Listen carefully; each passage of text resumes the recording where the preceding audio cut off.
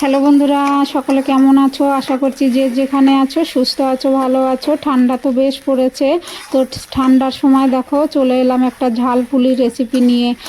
চায়ের সঙ্গে বেশ জমে যাবে। তো দেখো পুরটা করলাম আলু আর বাঁধাকপি দিয়ে।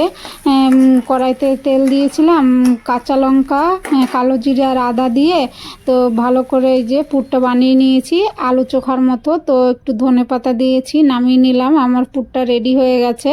তো এখন বানাবো ডো, আটার ডো আর কি, চালের গুঁড়ি আর সুজি দিয়ে। তো চলো।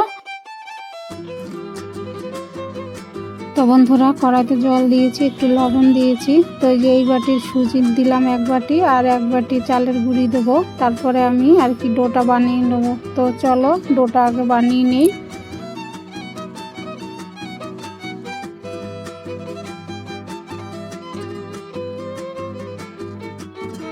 তো দেখো চালের গুঁড়ির ডোটা বানানো হয়ে গেল। এখন বড় করে একটা রুটি বানিয়ে নিয়ে তারপরে লেচি কেটে নেব। ঝাল পুলিগুলো বন্ধুরা তেল ছাড়া ভাজবো এয়ার ফ্রাইতে। ওই যে এয়ার ফ্রাই আমি কিনেছি।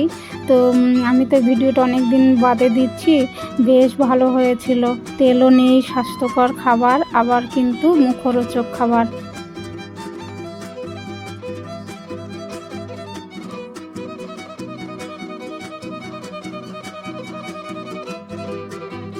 তো এই যে বাটি দিয়ে অনেকগুলো লেচি কেটে নিলাম। তো তার মধ্যে এই যে আলুর পুরটা ভরে এই যে পুলিগুলো বানাচ্ছি, এখন বানিয়ে নেব। অনেকগুলো একসঙ্গে বানিয়ে নিয়ে তারপরে এয়ার ফ্রাইতে ভাজবো।